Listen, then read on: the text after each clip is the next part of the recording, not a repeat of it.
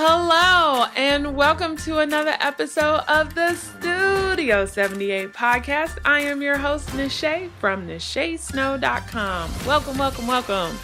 For the show notes for this page, please head over to NachesNow.com/69. We do mention a lot of links in this episode. All of them will be located in the show notes. Just as soon as you get over there, scroll down a little bit. Okay, so couple things before we get started. One, wherever you are, please subscribe to the podcast. I'd really appreciate it. The second, if you haven't already checked out SW Basics and you like all natural skincare products, head on over to their website and check them out. If you put in the code SNOW, S-N-O-W, you get 15% off. Can't beat that. You get a discount and some healthy products.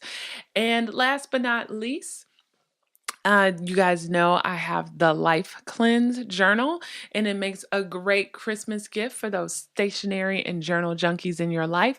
Or if you have somebody that's just trying to figure out their next step, it's a great journal for them to have. Head on over to NishaySnow.com. I have the Life Cleanse journal link right there in the navigation, and check it out. And if it's a gift you think your loved ones would have, please order it. And all you have to do is put in the code FREESHIP for free shipping. And I'll also include a bookmark with your order. Okay, so let's get into this episode. I'm so excited to bring you guys Jessica Murnane. Okay, so I'll be quick.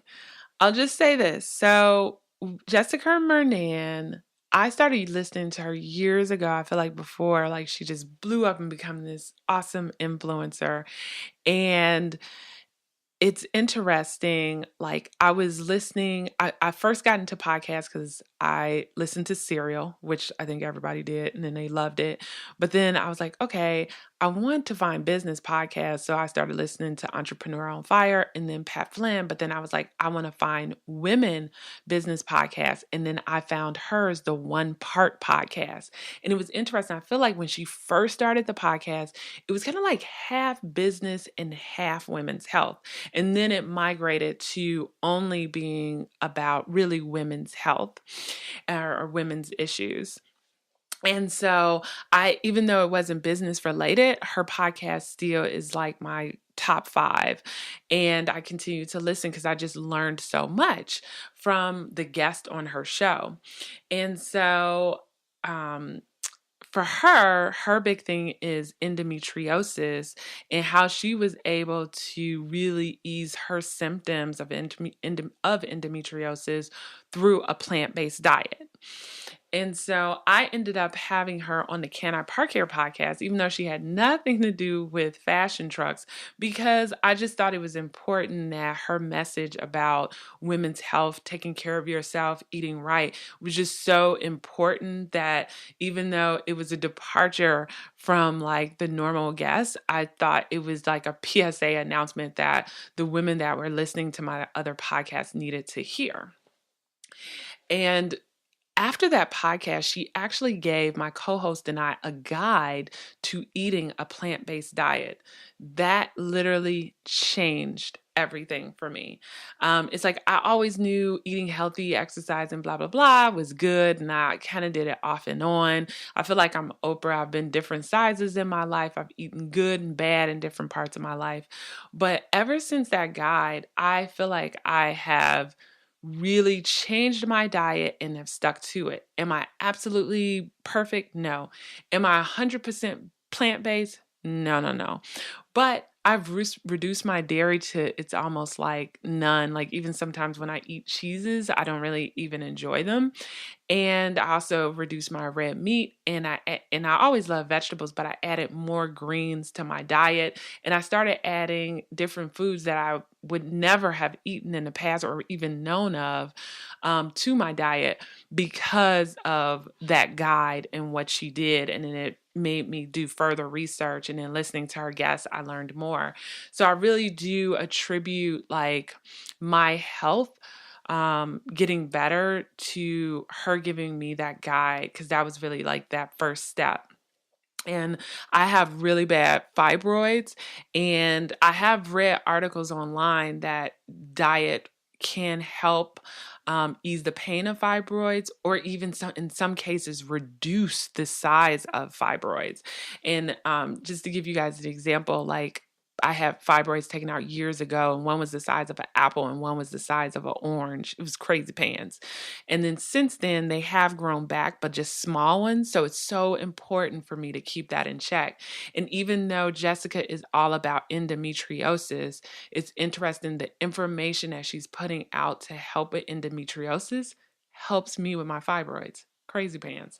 So I'm a super fan of Jessica, and I really wanted to have her on this show just to do a couple things. One, she's going to talk to you about how she's dealt with her endometriosis and discovered that a plant-based diet works for her, and then why she decided to start sharing this information online.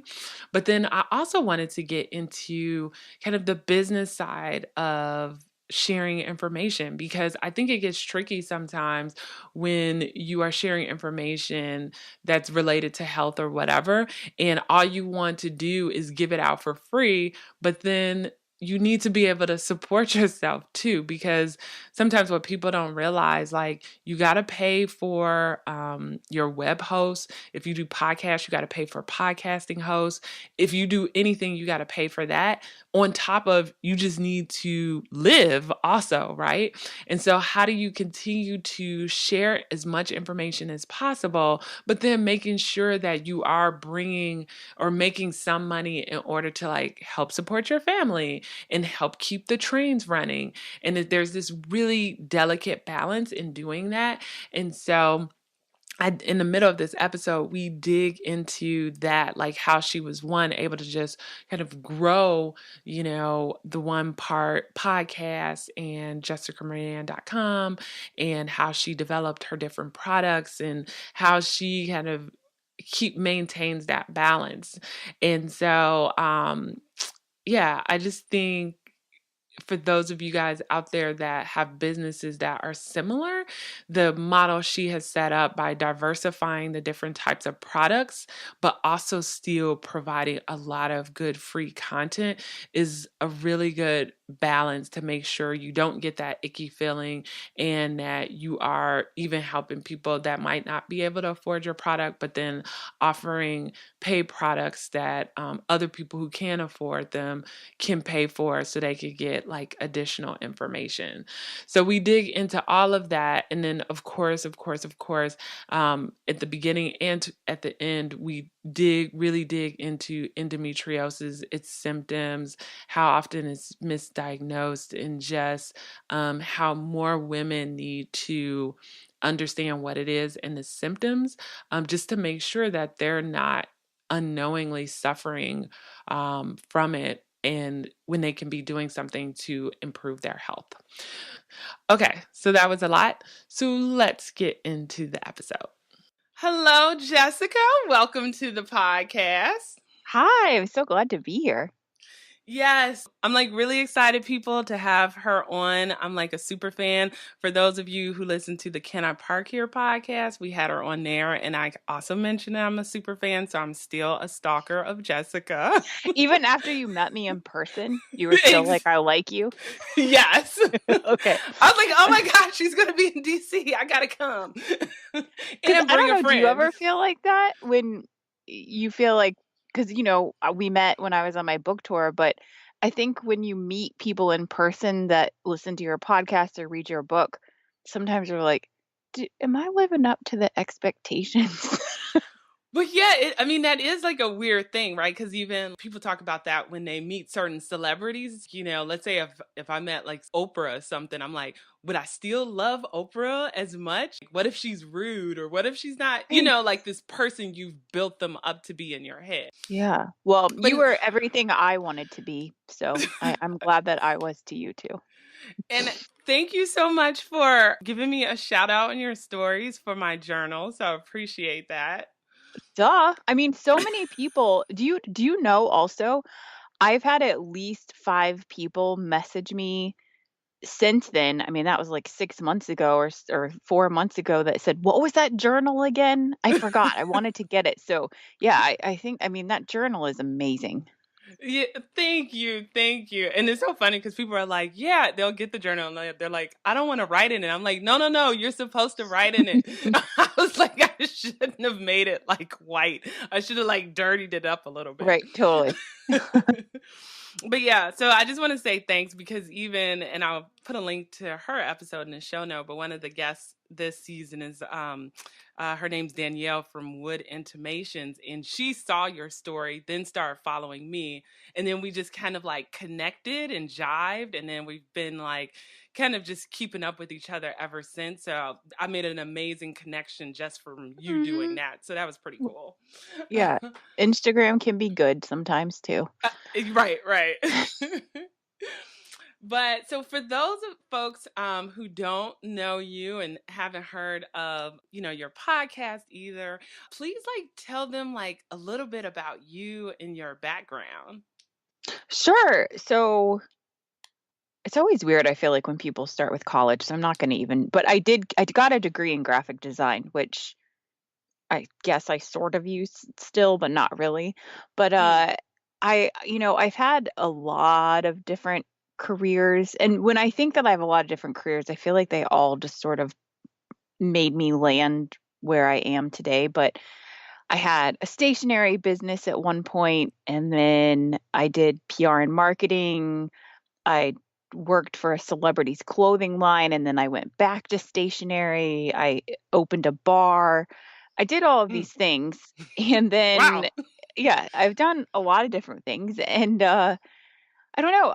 I think that during all of that time, I was still always wondering what is my actual thing. Like, even when I was doing these really, I think on paper, amazing opportunities, I still was like, nah, what's my thing? Mm-hmm. And I, I think my endometriosis, I have a disease called endometriosis. And just briefly, endometriosis is when the type of lining that is in your uterus grows outside of your uterus. So when you have your period, you're not able to shed that lining, and it can become trapped and form cysts and inflammation, and can be pretty painful. And I have stage 4. And so I was supposed to get a hysterectomy, and a friend sent me information about how a plant-based diet could help. That was 8 summers ago, actually, to this year. Mm, And I had no faith or hope that it was going to work. And I changed my diet. I changed some lifestyle things in my life. It wasn't just the food. And I was a completely different person. I mean, there is no cure for endo, but I did feel somewhat healed mentally and physically. And when that happened, I felt like there was no way that I couldn't share that with people. So, I learned to cook. I started a website. I started a restaurant program, and I called it One Part Plant because changing my diet was one of the hardest things that I'd ever done. E- I mean, obviously, I've done much harder things since then, but at the time, it felt really hard to not eat cheese. And so yeah, so I changed it, and like I said, I just felt like I had to share it. And it sounds like a pretty quick transition, but very quickly I did get offered a book deal to share my story and my recipes. And from there, I'm sure we'll talk about it, other things have started to happen. But out of all of those careers, it finally feels like, sharing how food changed my life and helping women with endometriosis is the thing that I had always been looking for. mm. Okay, so much to dig into. Mm-mm. So first thing is, I like that you shared what you study in college because a lot of times I think people will come to me and they're just like, "Oh my God, I've studied this in school and I've tried all these things and I just don't know what my thing is, but I feel like something is calling me and I just don't know what it is." So I think you're like a good example of like trying different things and starting out a certain way and ending up like 180 Hmm. doing something completely different, but it sounds like they still even though you're not doing the thing like graphic design, it probably still plays into like your business in little ways, right? Like you can make better decisions when it comes to branding, maybe because like you had that background in graphic design, even though Yeah, you're for not a designer, sure. right? Yeah. Yeah. And I think it's just something, I was doing design, and because I was working for different restaurants doing design, then I learned more about food. And, I think that, w- it's funny when my stationery business ended the first time because my partner and I split up. I remember sitting there and telling my husband, I have no skills. The only thing I've done is had a store. He was Mm, like, "No, no, no, no, no, no. Like, let's sit down and let's actually sit down and write a resume for you because you have managed the cash. You have done mm. marketing, you have done PR, you have done client relationships." I mean, I think that we sometimes take that one skill set, or owning a store, or I owned, you talked about the wooden spoons, and you kind of cut yourself short. But really, I think that so many of us, when we own our own business or have done one job, we've done like 20 jobs actually. Hmm. Absolutely. And then I definitely want to dig into like how you started like your website and everything else Mhm. once that plant-based diet worked. But before we go into that, just for some people out there who think maybe they have endometriosis or maybe Mhm. don't know about endometriosis at all, like what were kind of like some of the symptoms that you were experiencing? Thank you so much for asking this, because it's something that I am so passionate about, of just sharing the symptoms. Because the trickiest thing about endometriosis, which 1 in 10 women have, so if anyone is listening to this and they're thinking, this doesn't apply to me, you for sure know at least 10 women in your life. So it is affecting at least one or more of those women. And a lot of women, it takes an average of 8 to 10 doctors and years to get diagnosed. So this is something that's so important for me to talk about, the symptoms. So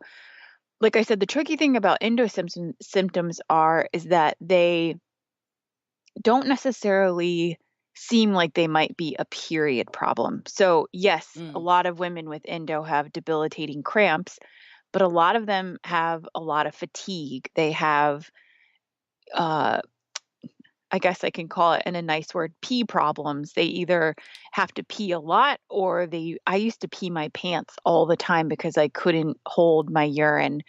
mm, The average, I just read a statistic that 90% of women with endometriosis have some sort of gastrointestinal GI issues. mm. So, why would you think that would be connected to your period? So there's so many women that have these terrible digestive issues and crazy inflammation, and they go see their general practitioner and they say, "Oh, maybe you have IBS, maybe you have this." And they get misdiagnosed. And so I think it's so important to know those symptoms. And I have a website called Know Your Endo, if you could link that in the show notes, that has the Mhm. full list of symptoms, because it just breaks my heart to think that there's so many women suffering with these and being misdiagnosed with something else. So I have Yeah. a whole list. If you go to my website and you read the list of symptoms, I've had the entire list. Plus, the only one that I haven't had is, fertility issues, because I never tried to get pregnant. But Mm. yeah, it's a big list, and only one of them is cramps, you know? Right, right. But is it one of those weird things too where you go to the doctor and they don't even think about it, or they like don't know what to test to even find out if you have an endometriosis? Right, Like how do right. you even bring that up with your doctor? Well, I think it's important to, one, not say, "I heard this girl on this podcast and she was telling me about endo," because then they're just like, "Great, there's another like Google doctor." But I think what's Right. important is to find, I list resources on my website, like the Endometriosis Foundation of America. I Mm, think is a great way to, I think when you want to share something with your doctor, a great way is to present them a credible resource as opposed to a blog or a podcast. But Mm, I think that I do think, in order to be diagnosed, it has to be done laparoscopically. So they do have to put you under to get diagnosed. And I also think that pain and fatigue and a lot of these symptoms, they are such I guess, a subjective thing. So let's say you're going to see a female gynecologist, and so many women blame male doctors for this undiagnosed endo epidemic, but I don't know if we necessarily have to blame them because if you go see a woman doctor too, and maybe she's never experienced a painful period in her life, or she has mhm, mild cramps, and they're like, oh my gosh, my cramps are so bad, they're debilitating. I mean, she's like, "Oh, just take some Advil." Like, how bad could it really be? So mhm, so I think it's really educating yourself on all the symptoms, and I think another important thing to remember is that you could have 2 symptoms or you could have all the symptoms, and I mm, think that we sometimes it's almost like this sense of pride, like or maybe you only have the fatigue symptom and you're like, well, it's the fatigue is not that bad, so maybe it's not. But that fatigue mhm. could be really altering your life and it's something if it's something that you've had for the last 10 years, that's created your norm. So you don't even know what it actually feels like to not have fatigue. So Right. I think it's just, look at the symptoms. If you're feeling like I think we also know intuitively if there's something wrong with us. Mhm. And a lot of people are like, "Oh, it's just okay. It's just, maybe my hormones are weird right now, or I'm just a little tired. I've been stressed at work." Like we always have like that excuse. Mhm. Exactly. So yeah, and I will say one other thing to your point is that if you don't find a doctor that believes you, go see another one, and if that doesn't doctor doesn't believe you, go see another one until you have someone that is willing to sit down with you, look you in the eyes, and actually listen to you. Because, like I Mhm. said, it takes an average of 8 to 10 doctors for women to be diagnosed, which is just absolutely just not acceptable. Yeah, I 100% agree. Like I don't have endometriosis, but I have really bad fibroids, so it was Mhm, important for me to find a doctor that like understood fibroids and really gave me kind of a good list of options, just not like surgery or just to have a mhm. hysterectomy or whatever that might be. So, no, that's Exactly. super important. Yeah. So, also, I wanted to talk to you about like this plant-based diet. Mhm. So, what is, because some people out there, they're just like plant-based, what? Right. So what does all that entail, and like how hard was it to kind of switch over? Because I don't know if you were like kind of like this big meat eater or not, but yeah, if you could just talk a little bit about that. Yeah, so for me, I mean, I think people define plant-based I think the overall definition is a diet that is as whole foods, not the store, but is as whole food, close to as a whole food that you can get. So you're eating whole grains, seeds, nuts, legumes, vegetables, and really, I don't really like to talk about what it's not, but really, it's just you're not eating any food that it comes from animals. Mm, Um, I think the tricky thing about plant-based diets is that I don't think that it's a one size fits all approach, and I think that even when you change to a plant-based diet, you're still going to have to experiment. For instance, a lot of women, not just women with endo, but people that might have arthritis or migraines, nightshade vegetables can be huge triggers for them, meaning tomatoes, eggplant, peppers, potatoes. And and so even once you change over to a plant-based diet, it's not going to fix all of your problems. I think that then you mm-hmm. still have to experiment. And so yeah, I mean and I think the other key to a plant-based diet is it really lacks a lot of the inflammatory foods. So you're stripping out dairy, which is a huge inflammatory for most people. You're stripping out meat, which can be a big inflammatory for some people. And I'm talking about red meat and a lot of processed meats. Gluten is one that's sort of, fringe. There's a lot of plant-based eaters that still consume gluten. For me, I Mm. I might do it like, I don't know. I'm like 20% there. Like I might eat it. I'm 80/20 really plant-based with the gluten-free. But yeah, I mean, I think it means something a little bit different for everyone. Mhm. And I'll say too, you guys, I forgot what year I started listening to like the One Part podcast, but that's the start of me like trying to like eat like healthier. So I am not plant-based, but but I do incorporate like more greens in my diet. Like even my husband the other day was like, "What's this nutritional yeast stuff?" So I've got Oh, weird yeah. Well, and I mean, that's the whole thing. I mean, my book is called One Part Plant because I want people to eat at least one plant-based meal a day to start. And to some people that eat a lot of fruits and vegetables, it's kind of like, oh, well, one? That doesn't seem like a big deal. But for a lot of people, one is a lot. And I know for me, myself, before I changed my diet, I mean, my diet, I did not really eat very many plants at all unless it was, wrapped in like a cheese enchilada or something.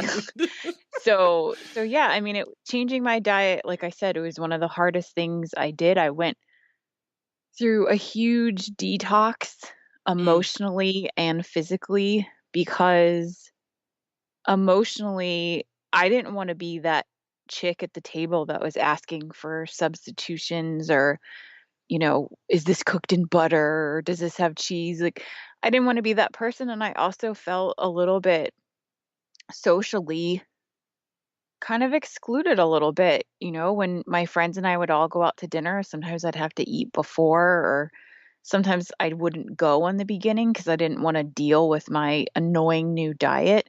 mm. So it was really hard for me at first. And I don't think that when people talk about diet change, they talk enough about the emotional and socialization of that diet change. Yeah. I mean, and I think like a big thing for people too is, which I know is not like easy, but it's like you have to not care what other people think. Like if you Mhm. know Yeah. by not eating X foods, you're gonna feel better, even if it is Christmas and you're at home with the family and you know you're gonna have like terrible gas if you eat X food. Mhm. Don't eat it just to be like socially accepted in the family, Right. you Right. know? Or like gracious that, and I think especially with holidays, or let's say you're having, a dinner with your in-laws or your boyfriend's parents, and you don't want to also feel rude that you're not eating this meal that someone has spent time making for you. So I always say that I always think just put something on your plate, even if you don't really eat it, because the person sitting with the empty plate at the table is for sure gonna get judged because it's like, "What's wrong with them? Do they not like the food? Like, what's happening?" So, just always just put something on your plate, even if it's just the salad that you can eat, and then go eat later if you need to. Yeah, I mean, I 100% agree. Like, I even went to like this coffee house earlier, and I wanted to order like this little avocado toast, and I'm like, "Hey, I need to know if it has like garlic or onions in it, because for some reason, like my body just doesn't process those well." Mhm. And Mhm. so my thing is like, some people wouldn't even ask; they would just eat it anyway, or they don't want to be Yeah. that person, in Mhm. line. And I'm like, no, no, no. I need to know this. And like, how's your coffee made? Do you have like almond or coconut milk? Because I want to avoid soy. Like it's like it's being okay to like ask those questions. And no matter if you're with family or just out to dinner or at the coffee shop, I feel like it's being comfortable with like making sure like you're taking care of yourself and not thinking you sound silly or difficult, if that makes I sense. know. I know, and it's crazy because at this point, I still don't like saying it a lot of times, so if someone will come to the table, if I'm with friends or family, like, "Does anyone have any dietary restrictions?" I just like will just kind of like look down and not say anything. And then someone in my group will be like, she's vegan. She's not going to say it, but she's vegan. And then a lot of times they'll say, oh, actually, we have a special vegan menu, or, oh, great. Well, we could definitely accommodate you. And then you're like, oh, you're okay with that? Yeah. I know. It's like just put it out there. Like even my mom and I have a joke and people are gonna be like, "Oh my God, this is way too much information." But she made a cake one year and I didn't realize it had cream cheese in it. And so we affectionately every year call it the diarrhea cake. Oh And my God, my I mom love will that be so like, much. she'll be like, I made my special diarrhea cake. Don't give any to the shade. Oh my God, it's amazing. You know, but it's like, yeah, it's like, it's like okay. So I think people need to become, just okay with it and just along the way just figure out like what works and what doesn't work and just not be afraid to like have those conversations. Yeah, for sure. And I think too, it's crazy once you do it for a while, and I'm just talking about the physical part. People ask me all the time, well, what foods do you miss, and what are your cheat days? I'm like, I don't at this point, I don't miss being in bed, and I don't miss feeling so much pain that I Mm, can't walk. So like, no, I don't miss those foods, and no, I don't have cheat days because I mean, not to be cheesy, but at this point, I feel like it's just cheating myself and my health. It just isn't worth it to me anymore. And it's not yeah. cheating if you like doing it, you know? I, So, I 100% agree because it was interesting. I was in a grocery store the other day, and this lady just was that worked there looked in my basket, and she's like, "Are you vegan?" I was like, and this always happens to me, like random people come up to me mhm. asking me questions, and I was like, "No," I said, "I'm not. I try to kind of eat a plant-based diet as best I can, but." I still eat a BLT, Yeah. And so my whole thing is like I just do the best I can and if I, eat a piece of bacon or something, I don't like shame myself like how could you Right. do that? Yeah. Yeah. Yeah. And it's that choice of, it's like the diarrhea cake. It's like you can choose to eat a piece of the diarrhea cake. You're not on this like weird, strict regimen that is, sanctioned by God. I mean, you make your choice of whether or not you want to have that piece of cake or not. And Yeah. the only person that should be choosing that is you. So, So yeah, so okay, so you like you start this plant-based diet, you're feeling like great now, right? And I'm not saying it's 100% right because I think that's sometimes a misconception too, right? Like once you make this change, you always feel great every single day. Like I'm sure and you could correct me if I'm wrong, like there's some days that maybe you still don't feel good from the illness even though you're eating 100% clean. Would that be yeah, correct?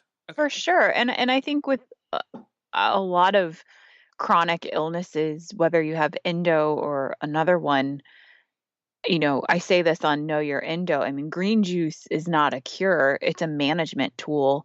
And I just know I might not feel 100,000% can run a marathon, but I do feel way better than I used to. So to me, it's always a positive, even if I'm not, feeling maybe as good as someone else that doesn't have endo. And so you're feeling, better. You're like, "Oh my God, food actually does work." So I have people out there listening to where maybe they've discovered something in some industry or something and they also maybe, want to share this with the world. So how did that like look for you? Like were you still like working a full-time job and then started like the blog and can you just kind of explain like how that slowly Yeah. took off? Sure. I mean, I do remember there was this moment where I was sitting on my couch. My husband was out of town, and I just thought, I don't want to do this as a business. And I don't know if this is possible to do this as a business because I don't cook. Like, you know what I mean? Like, Mhm. I don't know why someone would want to go to my website for recipes. Like, that sounds weird. But so I started researching like maybe I could take a plant-based certification course so I could learn more about this. And then I had an idea of, I know all of these restaurants. I do all of this work for these restaurants that are pretty like some of the best restaurants in Chicago. How could I partner with them in a way that I could get the message out? Because if I don't know how to cook, then I can Mm-hmm. use them for their food skills. And so I came up with this concept called One Part Plant. And I approached some of these restaurants and said, what if you started to have one plant-based meal on your menu? I would Mm, leverage the shit out of it PR mm, wise. I would create this website where people could go to it and see that there's all these restaurants that are participating and having one plant-based meal. And I mean, mm, also, I have said this before in another podcast, but I will share that I had a lot of credit at these restaurants. So, mm. like, I would get paid in cash, but I would also get paid in food credit. So there was one that I had like $3,000 at, but I couldn't eat anything on the menu. So it was also like a little strategic for me to be able to eat at these places too. Mm, But I just was like, there has to be more people like me that just still want to go to these cool restaurants with their friends and not have to drag all their friends to a vegetarian or vegan restaurant when none of their friends eat that way. So mm-hmm. so yeah, so I started the program and with that to monetize it, I would partner with restaurants to do like a one part plant takeover for the day and profit Mm, from some of the ticket sales. But to be totally just real and transparent, I know that this podcast is a lot about business. It mm-hmm. wasn't my intention to make money from it. I Mm-hmm. thought I would just have to go on this path of graphic design and branding, and maybe I'd get some other weird new opportunity. And then I don't know, the more I got involved in it, I was just thinking like I wish that this could be my career. Like Mm. I wish that this could be my career, but I don't really know how to do that. So, I just kept at it and really still didn't think that it would be my career. Mm. And at what point, and I think even before I ask that, I think that's a good point to make because even for me, like I love business, right? But with the podcast and stuff that I produce and everything like that, it doesn't pay my mortgage. I still have a 9 to 5 Right. job. It's just like you know what I'm saying? Like it's just a passion, right? Like it's just like I love talking to amazing women. I love sharing stories. I love hearing how those stories impact other people. If it turns into something, it's great. And I think sometimes people need to realize like it's okay if you decide to do that too. Everything doesn't have to be unless you wanted to, right? Like where, oh my God, I'm going to be living off of this, Well, whatever I've and started. right. And it's just, I mean, the culture of romanticizing the entrepreneur and even just through Instagram, you think that a lot of these people, this is their full-time gig. I guarantee a lot of people that you see that are acting like, their podcast is how they make all their money. It's not. I mean, unless you're Mark Maron or Right. like Or you're Pat Flynn. not right, you're not making, and even Pat Flynn is making money off of courses and private coaching. Affiliates. Yeah, Yeah. you are Yeah. I'm just telling everyone right now, these people out there that act like they're making all their money from their podcast, they are not. Yeah. So true. So true. It's like when you start something like that, like a podcast or website, it's like that's why I always tell people it's like you have to really want to do it, right? Because for a long time you might not really make anything or just maybe make enough to like pay for all the things involved, like the software and the hosting and this and that. But you're not necessarily right paying your mortgage off of it. Yeah, and now, I do have the ability because I've grown my podcast that I do work with an ad network. And, I make okay money, but I'm not making enough from the podcast for that to make me want for it to be my full-time gig. There's just no way. Right. But I feel like you, and you can correct me if I'm wrong, like kind of diversify your income, right? Like, so you have like a couple different ways that you're kind of bringing in income from like, because this, For sure. well, right? Okay. Yeah. And I mean, I don't know if you know this because I haven't really talked about it a lot, but in April I got approached to be a brand director of SW Basics, which is a all natural skincare line. And so I decided to take that job, and I haven't gotten a paycheck from someone in 10 years, but Right. there was something really exciting to me to be a part of an amazing team of people that are doing amazing things and just get a paycheck. Like, that sounds Right. like crazy because I was with my friends when I got the offer, and they're like, "Why are you being so weird about this?" I'm like, "I'm not being weird. It's just like I haven't gotten money directly deposited into my account every 2 weeks in over 10 years." So, I know you all are used to that, but, like, You're I like, this is weird. I wake up every morning and think, "How am I gonna make my dollar today? Like, how am I Right. gonna make $100 today?" And, it's been really nice to get that, and, I hope to work there for a while, but I have now also transitioned my thinking into thinking there's gonna be something else after this too, and I don't Right. know what that is yet.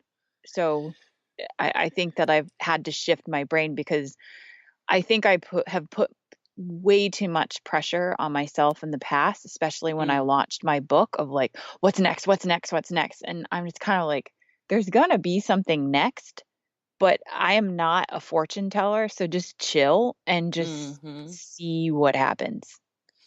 Yeah, and I think you're like a perfect example of like someone who just started this as a passion and then you just happen to be able to, and let me know if this is too strong, but kind of like live off of now what you're making. And that's kind of like the dream for people, but I think the we're giving them the reality of it too. Like it didn't happen like overnight, right? It's like it's just by you being passionate and pushing it out there that you kind of became known for this. And then it allowed you then to like, make money from it. And then you could put like more love and effort into it too.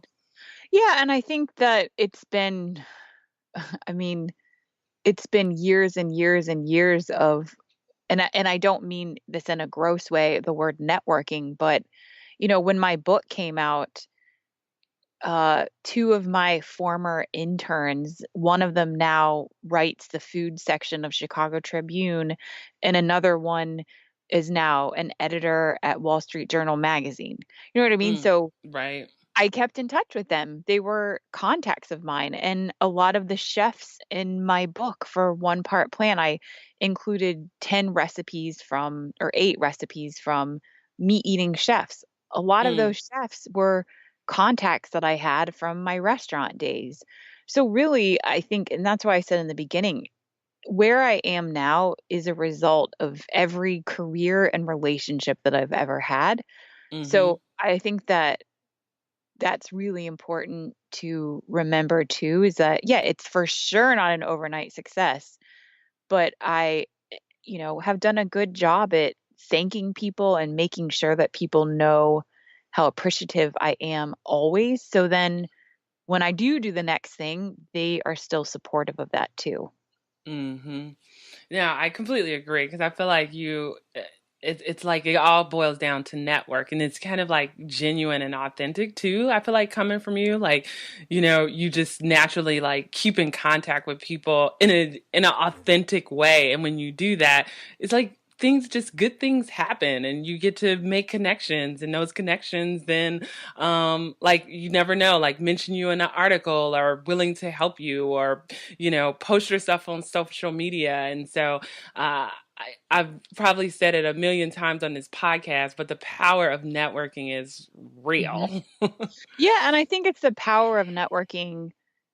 Like, one of my greatest contacts, I won't even say who it is, but one of my greatest contacts, I met him at this weird Christmas party once, and this was like 10 years ago. He was standing next to me. He didn't look cool at all. He looked a lot older than me, and I just started talking to him because I was like, "Oh, I'm at this party. I want to meet new people." And he turned out to be someone that has helped me a lot in my career. And I think that's the other thing with networking is that talk to everybody because you never know who someone Mm, is or what their story is. And I think that we get too wrapped up in connecting with people that we think can help us. And I think mhm. that's when it gets kind of Like gross sometimes. icky. Yeah. Yeah, Yeah. and Yeah. I think all of the contacts that I have, like, there's so many of them that I knew them when nobody knew who they were.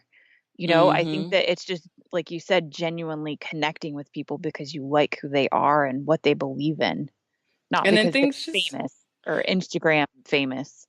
right. And I think too it's like important for people to know you just don't network with people too that you feel like have a billion followers or things like that. Cause I feel like I've networked with you and every time anybody mentions like endometriosis, plant based, having issues, I'm like, y'all need to listen to One Part Podcast. Thank you. Thank you. Yeah, it's just it's just I don't know. So I think it's like if anyone is wanting to get to the next step or I'm like, how do I don't even know how to network. It's like next week have coffee with 3 people you think are cool, even if they're not in your industry and even if they don't have, 10,000 Instagram followers. Right. It's so key. And then too, like, as we wrap up here, I want to make sure because we've talked about just endometriosis, we've talked about like how you've used like your website, as a platform and also podcasting and dug into how now that this has become like, your business and all that good stuff. And so part of the things you offer, and you mentioned it earlier, is the Endo Toolkit. And Mhm. so, can you just talk a little bit about why you decided to create it and like what is this toolkit? Yeah, so after my cookbook came out, I included a little bit of information about endometriosis because similar to how excited I got when you asked me what the symptoms are, when I got a book deal with a good publisher, I thought there's no way I'm going to pass up on this opportunity to include at least a little information about endometriosis because it's important to me to get the information out there. And I always cry when I talk about this, but the amount of women and messages that I received after putting my cookbook out, it wasn't about, my cookie recipe or whatever. It was about the fact that it was the first time in their life that they had seen all of their symptoms on one page, or it Mm, was the first mm, time in their life that they felt like someone understood what they were going through, or the part that really makes me cry is that they, followed the recipes in my book and mm. they could get out of bed again, which is just That the is amazing. oh, it just like it's just I don't know. So and it And you has guys, nothing this to is a beautiful book too, and it's oh, well, easy to thank you. follow. And for the people out there that are listening to me, y'all know I can't cook, but if I can make a recipe taste good, And then and and I you wanna you can point do out, like, it. I'm not making this about me because it is everyone's choice to actually go out and make that recipe. Like, I provided the information, it was up to them to do it. And so when I cry, it's because these people took their health into their own hands and made that change, which is just insanely powerful. But that's And so yeah, amazing though. I mean, yeah. seriously, like your book is changing people's lives. Okay, that makes me uncomfortable, but let's move I mean, I mean, it's but so I yeah, no, it's true. Let's just move on. So it makes me so uncomfortable to get praise like that. So I was sharing this with my agent, and at this point, you know, my book agent, she was like, I keep on giving your book to people with endo and then they want more. And she was like, could you just make like an ebook or something that you just sell on your website with more information? I was like, ugh. I put together ebooks before. I think they're great, but like I don't want to put together another ebook. And I just don't think like I don't want people to have to pay for that information. Mm, And so I thought I want to create a website as a resource. So I came up with Know Your Endo, and there's no blog component. There's a little bit on the about page about why I started it, but there isn't my personal journey or story. It's just straight up, these are the symptoms, these are tools to manage it. And then I have one of the best endo specialists in the country on the website that answers most questions, the most popular questions that I get, because I'm not going to answer them because I'm not a doctor. mm-hmm. And, it lives. It lives for anyone that is researching endometriosis. And then I wanted to go one step further and offer a course to teach people management tools. And so it's called the Know Your Endo Toolkit. And it's a 4-week course that we just, each week we cover a new tool, and it's stress management, it's food, it's exercise and movement, and number one is knowing your endo, because I think that so many women live with this disease and they have a lot of persistent issues in their life that they're not even connecting to their disease. Mm. So it's really important to understand your disease too. And not Yeah, in a way that you can, use it as an excuse, but I think it's empowering to understand that no, you're not just tired every day because you're lazy. You have right. something happening in your body. Right, right. So the next session will be in fall. I haven't figured out the date yet because I want to add some videos this next Mm. session, and I have to make them. And you know what it's like to make videos. It's Oh, not just I know. like recording a podcast in a closet. It's like, oh, I have to like make these right. So Yeah. Well, I'm sure they're gonna be great. And I mean, okay, I'm gonna sound like total fangirl here, but I Mhm. remember like after my good friend Astrella and I interviewed you for the Can I Park Here podcast, like you sent us some information on like how to eat healthier. And that really did kind of change the course of how like I thought about food. So that is the only reason I even know what nutritional yeast is and have it in my my cupboard.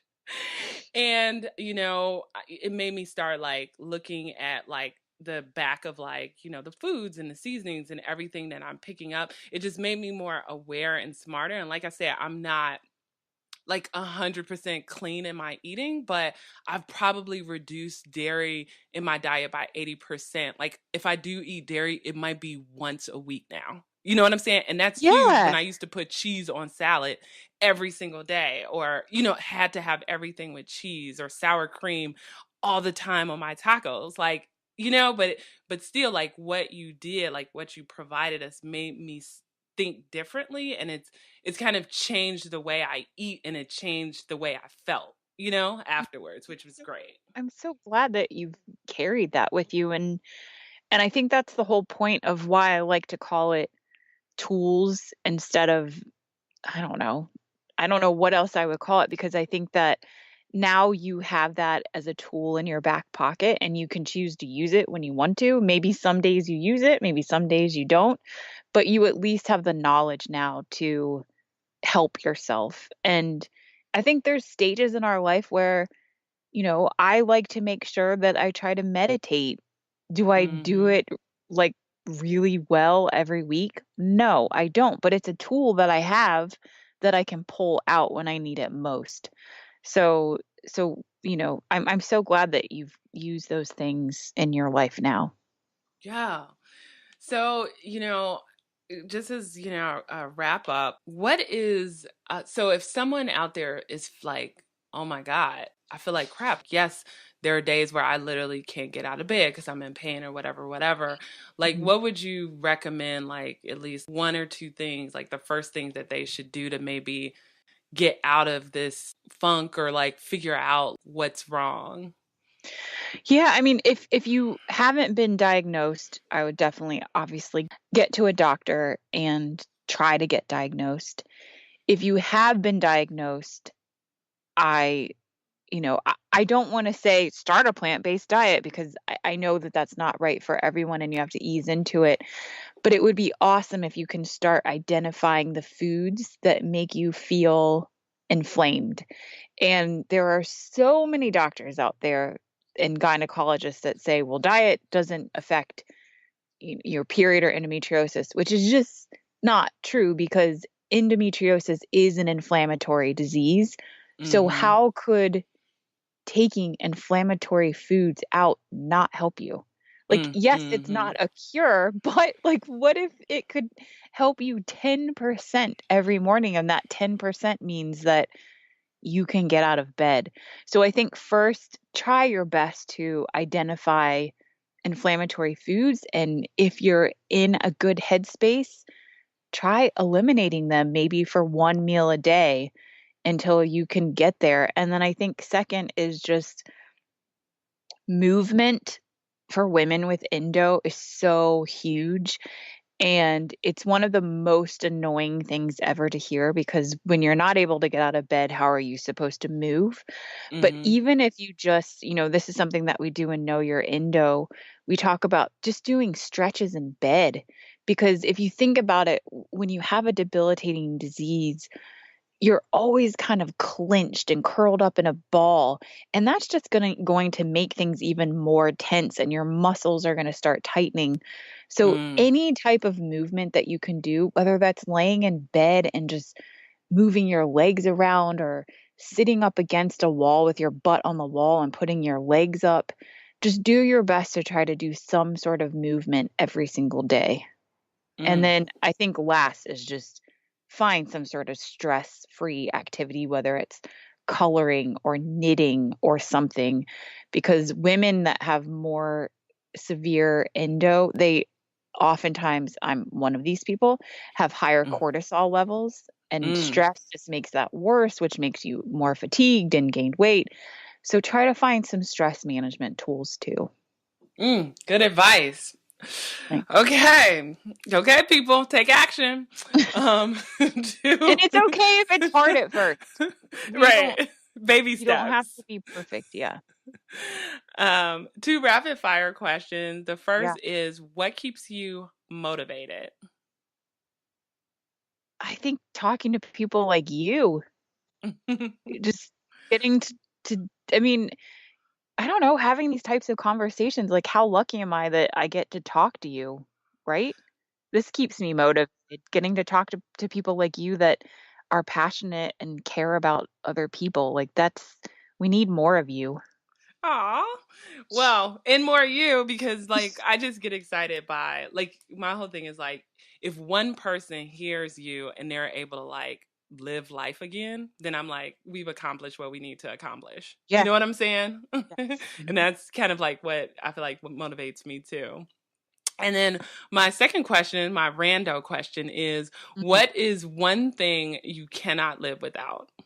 Gosh, that's so hard because my immediate response is my family and friends, but I also can roll solo pretty well.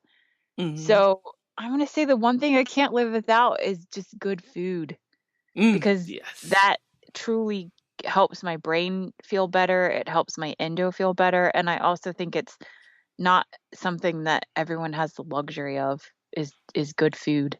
So Mm. uh so I'm going to say good food and I don't mean like caviar or something. I'm talking about like straight up kale and celery. Right. And Yeah. then please just tell the listeners any websites you want them to know about and any social media handles they should check out. Sure, you can God, I have like 3 Instagrams at this point, but Jessica Murnane is my personal or do the podcast. My podcast is One Part Podcast. KnowYourEndo.com is my website. We also have Know Your Endo as an Instagram. And then One Part Plant is my cookbook. There's also One Part Plant Instagram too. And then you can just go to onepartplant.com and my podcast is there and you can find my book and everything else too.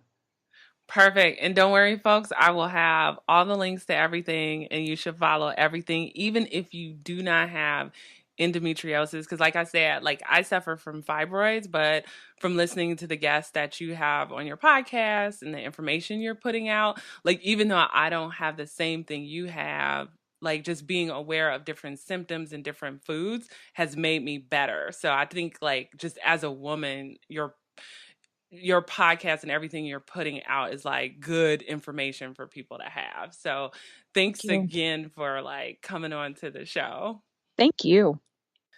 All right, good people. I know this is one of my longer episodes, but if you are listening to my voice right now, that means you enjoyed every minute. Jessica is amazing. Remember to head on over to nashasnow.com/69. I have links to some of the episodes we mentioned, Know Your Endo, even to the nutritional yeast I talked about, her book, the Endo Toolkit course, all of the links that she mentioned where you can find her and about One Part Plant. All of that is over there. And thank you again for listening. Please remember to subscribe, rate, and share this episode. Especially share because I think more women need to become familiar with endometriosis and just what eating a plant-based diet can do for you. Anyway, thanks.